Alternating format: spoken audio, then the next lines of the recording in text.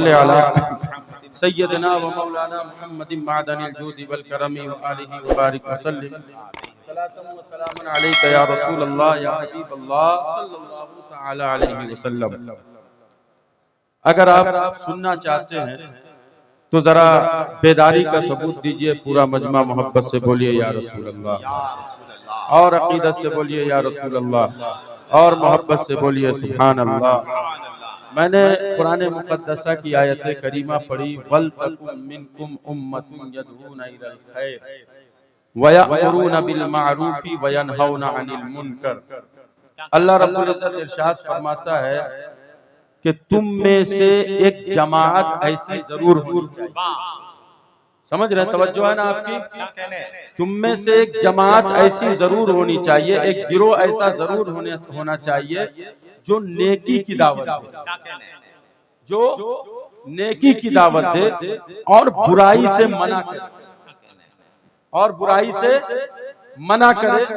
اس آیت کریمہ پر میں نے غور کیا تو مجھے پتا چلا کہ اس آیت کریمہ سے تنظیم سازی کا بھی ہمیں پتا ملا، اس آیت کریمہ سے تحریک سازی کا بھی ہمیں پتا ملا کہ ہم کوئی کام انفرادی طور سے نہیں کر سکتے، انفرادیت میں وہ پائیداری نہیں آئے گی، لیکن اگر اجتماعی طور سے اگر کوئی کام کرے تو یہ امید ہے قرآن کی آیت کی روشنی میں کہ ہم اس کام میں کامیاب ضرور ہو جائیں گے، ہم اس کام میں کامران ضرور ہو جائیں گے۔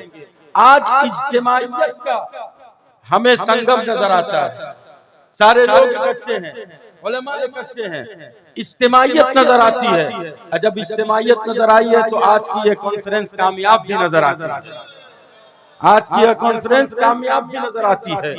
یاد رکھیے نیکی کا حکم دینا یعنی نیکی کی دعوت دینا اور برائی سے روکنا، یہ اسلام کا ایک بہترین عمل اور قرآن کا ایک بہترین پیغام ہے۔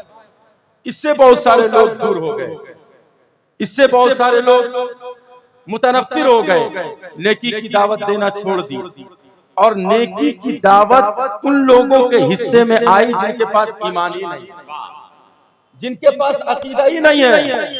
یاد رکھیے ہم اصلاح معاشرہ کرتے ہیں، معاشرہ کی اصلاح ہوگی کیسے؟ کیا کہنے معاشرہ کی اصلاح ہوگی کیسے؟ یاد رکھیے اصلاح دو طرح کی ہوتی ہے، ایک عمل کی اصلاح ہوگی، ایک عقیدے کی اصلاح ہوگی۔ توجہ ہے آپ کی؟ پورا مجمع بولو نا محبت سے سبحان اللہ۔ ایک عمل کی اصلاح ہوگی، ایک عقیدے کی اصلاح ہوگی، لیکن اگر غور کیا جائے کہ سب سے پہلے کن چیزوں کی اصلاح ہو تو سر فہرست عقیدہ ہوگا، پھر سر فہرست عقیدہ ہوگا، پھر عمل ہوگا۔ اگر عقیدہ درست نہیں ہے، کوئی نمازیں پڑھتا رہے، کوئی روزہ رکھتا رہے، کوئی حج کرتا رہے، چاہے جتنے بھی صدقات و خیرات دیتے رہے، اس کا عمل مکمل نہیں ہے۔ اس لیے ہم پہلے عقیدے کی اصلاح کریں گے، پھر عمل کی اصلاح۔ نعرہ تکبیر، نعرہ رسالت، پھر عمل کی اصلاح کریں گے۔ توجہ تو بولو محبت سے یا رسول اللہ، اور عقیدت سے بولو یا رسول اللہ۔ اب عقیدے کی اصلاح ہوگی کیسے؟ عقیدے کی اصلاح ہوگی کیسے؟ تو عقیدے کی اصلاح اس طرح سے ہوگی کہ جب ہم علماء کا تعین کریں تو ان کے نظریے کو دیکھیں، جب ہم پیر کا تعین کریں تو ہم پیر کو پہلے دیکھیں کہ پیر رافضیت کی طرف مائل ہے یا خارجیت کی طرف مائل ہے یا ناصبیت کی طرف مائل ہے۔ ذرا پورا مجمع بولو محبت سے یا رسول اللہ، اور عقیدت سے بولو یا رسول اللہ۔ اگر پیر رافضی ہوگا، اگر پیر رافضی ہوگا تو ایسے پیر کو ہم اپنے جلسے میں نہیں بلائیں گے۔ پورا بندہ برات کا اظہار کرے نہیں بلائیں گے، پورا بندہ ہاتھ اٹھا کر کہے نہیں بلائیں گے۔ پیر رافضی ہوگا تو رافضی پیر کو ہم اپنے جلسے میں نہیں بلائیں گے۔ پیر خارجی ہوگا ہم اسے اپنے جلسے میں نہیں بلائیں گے۔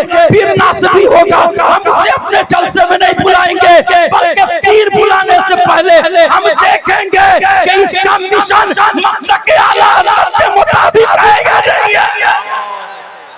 محبت سے اور اخیر سے بولو یا رسول اللہ۔ اگر اس کا مشن مسلک اعلی حضرت ہے تو ہم ایسے پیر کو بلائیں گے، اور جو اعلی حضرت سے دور ہو جائے گا ہم اسے بھی دور کر کے اپنے جلسوں سے استعمال۔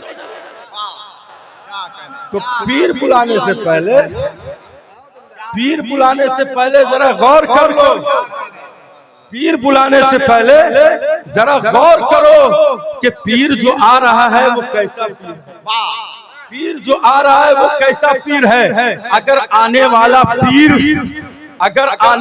پیر مسلک کا پاسدار ہو، اگر آنے والا پیر مسلک کا پابند ہو، اگر آنے والا پیر مسلک کی تعلیم دیتا ہو جسے ہم مسلک اعلی حضرت کہتے ہیں، اگر اس مشن پر قائم ہے تو اس پیر کا ہم دل سے استقبال کریں گے، اور جو پیر صحابہ کو گالی دے گا، ابو بکر و عمر کو گالی دے گا، ہم اس کو اپنے جلسوں سے بھی دور رکھیں گے، ان سے بات دیں گے۔ محبت سے بولو یا رسول اللہ، اور عقیدت سے بولو یا رسول اللہ، اور محبت سے بولو یا رسول اللہ۔ ارے میں یہ بات کر کیوں رہا ہوں، اس کو بھی سمجھنے کی ضرورت ہے۔ یہ دور پرفتن ہے، دور پرفتن۔ اس دور میں رافضیت سر چڑھ کر بول رہی ہے، شیعہ سر چڑھ کر بول رہی ہے۔ یہ رافضی پیر اتنے اٹھے کہ لوگوں نے فون کرنا شروع کر دیا، حضرت یہ پیر صاحب جو ہے یہ صحابہ کو برا بھلا کہتے ہیں، صرف مولا علی کا نام لیتے ہیں۔ میں نے کہا کہ ایسے پیر کو بھی اپنے جلسے سے دور رکھو جو صرف علی کرے، ابو بکر کو چھوڑے، اور ایسے پیر کو بھی اپنے جلسوں سے دور رکھو جو مولا علی سے بغض رکھے اور صرف ابو بکر کہے۔ ہم دونوں کو مانیں گے اور اعلی حضرت کے اس پیغام کو عام کریں گے۔ اہل سنت کا بیڑا پار، اصحاب رسول نجم ہے اور ناو ہے عبرت رسول اللہ۔ نعرہ تکبیر، نعرہ رسالت، مسلک اعلی حضرت۔ اور ایک جملہ میرا سنو ذرا توجہ سے، اس کو عقیدہ کہتے کس کو ہے کہ عقیدے کا مطلب عقیدہ عقدہ سے نکلا ہے، مطلب ہوتا ہے گانٹھ باندھ لینا۔ کیا ہوتا ہے؟ گانٹھ باندھ لینا کہ کوئی بدعقیدہ تیرے اس گانٹھ کو چھوڑا نہ سکے، بلکہ تیرے پاس جو ہے تو چٹان کی طرح کھڑا رہے، وہ تیرے پاس آ کر کے مجھے تو اس گانٹھ کو باندھ لو۔ ایک نظریہ دے رہا ہوں، ذرا توجہ ہو تو بولو محبت سے یا رسول اللہ۔ یار یاد رکھو، جس کے دل میں توجہ ہے نا آپ کی، پورا مجمع ادھر جو کمیٹی والے بیٹھے ہیں یا جتنے ادھر لوگ بیٹھے ہیں باہر کے ہو یا اندر کے کہیں کے بھی ہو، ذرا میرے اس جملے پر توجہ میں چاہوں گا، اور آپ اس جملے پر یہ میں چاہوں گا ضرور سنو۔ ایک پیغام دے رہا ہوں، جس کے دل میں، اور اس بات کو یاد رکھ لو، جس کے دل میں اعلی حضرت بیٹھ جاتے ہیں، توجہ ہے آپ کی، جس کے دل میں اعلی حضرت بیٹھ جاتے ہیں، پھر اس کے دل میں نہ رافضیت داخل ہوتی ہے، نہ خارجیت داخل ہوتی ہے، نہ ناسات۔ اعلی حضرت کی محبت دل میں ہوگی تو یہ ایسا پہرا لگے گا کہ کوئی بھی اگر اس میں گھسنا چاہے وہ گھس نہیں سکتا ہے۔ اسی لیے گلزار ملت نے یہ پیغام عام کیا کہ عقیدے پر مجھے اپنے سید ہونے پر فخر ہے ضرور کہ اللہ نے مجھے آل رسول پیدا کیا، لیکن آل رسول کی نسبت یعنی مصطفیٰ کی نسبت اس وقت تک مکمل نہیں ہوگی جب تک ایمان مکمل نہیں ہو۔ اسی لیے گلزار ملت نے یہ کہا تھا کہ مجھے سید ہونے پر فخر بعد میں ہے، مسلک اعلی حضرت ہونے پر۔ کیا کہنے؟ نعرہ تکبیر، نعرہ رسالت۔ لیکن جاہل مولویوں نے سمجھا نہیں اس جملے کو، اس کی گہرائی اور گہرائی کو نہیں سمجھ پائے کہ ارے سید ہو کر کہتے ہو کہ مجھے سید ہونے پر فخر نہیں ہے، مسلک اعلی حضرت پر قائم ہو اس پر فخر ہے۔ تم نے جملے کو سمجھا ہی نہیں۔ ارے مسلک اعلی حضرت اس دور میں حق کی پہچان ہے، اصل میں مسلک اہل سنت کا دوسرا نام مسلک اعلی حضرت ہے۔ تو اگر حق پر ہی نہیں ہوگے تو تمہاری سیادت کوئی کام ہی نہیں رہے گی۔ سیادت اسی وقت کام آئے گی جب ایمان مکمل ہو۔ جب ایمان ہی مکمل نہیں ہوگا تو سیادت کہاں سے کام آئے گی؟ اس لیے گلزار ملت نے یہ نعرہ لگایا کہ سید ہونے پر فخر بعد میں ہے، مسلک اعلیٰ حضرت پر قائم اس پر فخر پہلے ہے۔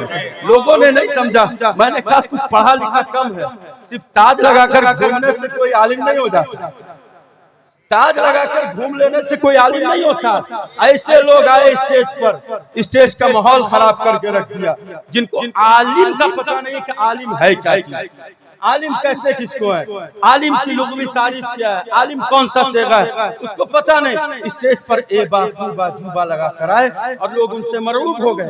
یہ پیر صاحب آئے ہیں، یہ اے با خوبا دیکھ کے، میرے نوجوانوں اے با خوبا دیکھ کر بھٹکنا نہیں، ان کا نظریہ اور عقیدہ دیکھنا۔ اگر نظریہ عقیدہ ٹھیک ہے، علم والا ہے تو اس سے مرید ہو، اگر علم والا نہیں ہے، عقیدہ نظریہ ٹھیک نہیں ہے تو اس سے مرید نہیں ہو، اور اگر مرید ہوئے تو ایسے پیروں سے ایسے پیروں سے بیعت توڑو۔ یہی اصلاح معاشرہ کا تو پیغام ہے نا۔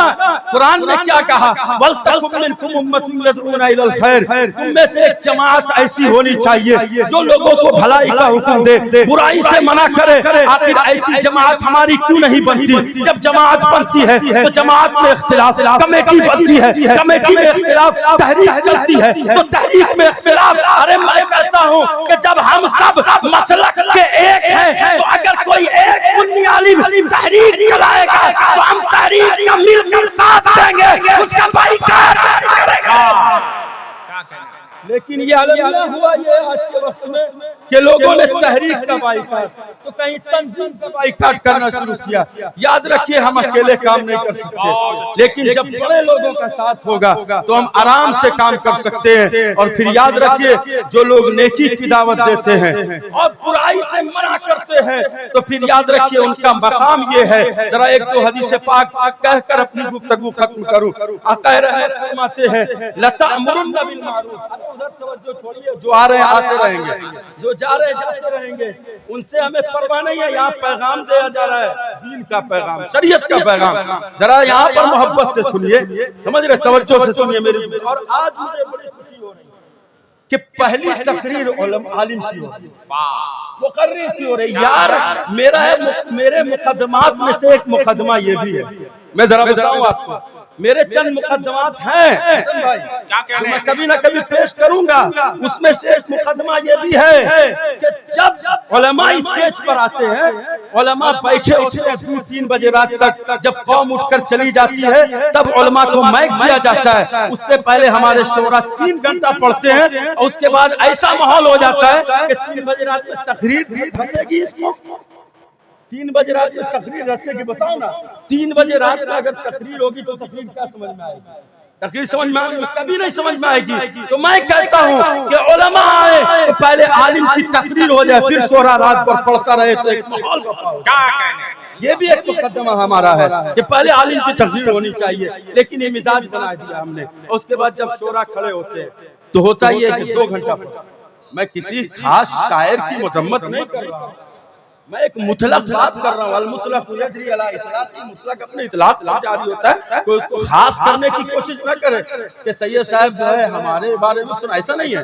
یہ مطلق ایک بات میں کہہ رہا ہوں کہ یاد رکھیے پہلے علماء کی تقریر ہو، پھر شورا کی ناطقانی ہو، لیکن ماحول یہ ہوا کہ علماء بیٹھے رہتے 2 بجے رات تک، شورا پڑھتے رہتے۔ اچھا اب تو بدتمیزی کی حد ہو گئی، بدتمیزی کی حد ہو گئی ہے۔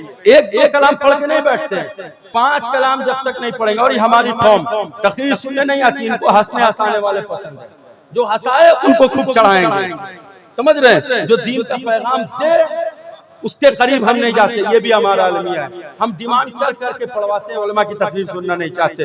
اسی لیے یاد رکھیے امر بالمعروف و نہی عن المنکر ایک بہت بڑا حصہ ہے۔ آخری حدیث پاک پڑھ کے بات ختم کروں۔ اللہ کے نبی ارشاد فرماتے ہیں لَتَأْمُرُنَّ بِالْمَعْرُوفِ وَلَتَنْهَوُنَّ عَنِ الْمُنكَرِ أَوْ لَيُوشِكَنَّ اللَّهُ أَن يَبْعَثَ عَلَيْكُمْ عِقَابًا مِّنْهُ ثُمَّ تَدْعُونَهُ فَلَا يُسْتَجَابَ لَكُمْ۔ آقا فرماتے ہیں کہ تم ضرور نیکی کی دعوت ہوگے، ضرور برائیوں سے روکے گے۔ اگر تم ایسا نہیں کرو گے تو تم میں ایسی قوم کو مسلط کر دی جائے گی، پھر تم اللہ سے دعا کرو گے، تمہاری دعائیں قبول نہیں ہوگی، پھر تمہارے اچھے لوگ دعا کرتے رہیں گے، فلا یستجاب لکم، پھر اچھے لوگ دعا کرتے رہیں گے، تمہاری دعائیں رد ہو جائے گی، تمہاری دعائیں قبول نہیں ہوتی. کیا کہنے آج کیا ہوا حضرات؟ دونوں ہاتھوں کو اٹھا کر استقبال کریں. آنے والی شخصیت کوئی معمولی شخصیت نہیں ہے. خلیفہ گلزار ملت، مفکر اسلام حضرت علامہ الحاج الشاہ قاری نثار احمد صاحب اللہ رضوی. دیکھنے میں بہت چھوٹے ہیں مگر قد کے اعتبار سے، خطابت کے اعتبار سے بہت بڑی شخصیت ہے. ذرا دونوں ہاتھوں کو اٹھا کر استقبال کریں سب لوگ. نعرہ تکبیر، نعرہ رسالت، فیضان سرکار گلزار ملت، خلیفہ گلزار ملت. ماشاءاللہ. دیکھیے مقرر ہندوستان، خطیب ہندوستان حضرت حافظ قاری نثار صاحب قبلہ تشریف لائے، ان سے آپ کو سننا ہے. میری گفتگو بس یہیں پر ختم ہوتی ہے. میں گفتگو کرتا رہتا ہوں، اس علاقے میں آتا رہتا ہوں، لیکن یاد رکھیے امر بالمعروف و نہی عن المنکر کا جو پیغام ہے آپ کو ضرور یہ عام کرتے رہنا ہے. حضور فرماتے ہیں ان من امتی قوم یؤتون مثل اجور اولہم. آقا فرماتے ہیں کہ جو لوگ نیکی کی دعوت دیں گے، برائی سے منع کریں گے، آخری دور میں ان کو دور اول کی طرح ثواب ملے گا. وہ کون لوگ ہوں گے؟ حضور فرماتے ہیں فینکرون المنکر، وہ نیکیوں کی دعوت دینے والے ہوں گے اور برائی سے روکنے والے ہوں گے. اسی لیے اس دور میں ضرورت ہے کہ آپ تبلیغ دین کریں، برائیوں سے لوگوں کو روکیں اور نیکی کی دعوت دیں، ورنہ تم پر ایسے لوگ مسلط کر دیے جائیں گے. حضور فرماتے ہیں اولا یسلطن اللہ علیکم شرارکم ثم یدعو خیارکم فلا یستجاب لکم. حضور فرماتے ہیں اگر تم نیکی کی دعوت نہیں دو گے، برائی سے منع نہیں کرو گے، تو تم میں اچھے لوگ جو ہوں گے وہ دعا کرتے رہیں گے فلا تدعونہ فلا یستجاب لکم. آقا فرماتے ہیں وہ دعا کرتے رہیں گے تمہارے اچھے لوگ، لیکن اچھوں کی دعا تمہارے حق میں قبول نہیں کی جائے گی. یہ حضور کی حدیث ہے. اسی لیے اس پر عمل کرے، نیکیوں کی دعوت دے، برائیوں سے منع کرے، اخلاص کے ساتھ کام کرے. دل میں تسنع نہیں ہونا چاہیے، کسی سے بغض نہیں ہونا چاہیے، علماء سے محبت ہونی چاہیے، شورا سے پیار ہونا چاہیے. اس کے بعد جب اخلاص ہوگا تو اللہ برکت بھی ڈال دے گا. اللہ سے دعا ہے عمل کی توفیق عطا فرمائے. استغفر اللہ ربی من کل ذنب واتوب الیہ وما علینا الا البلاغ. السلام علیکم.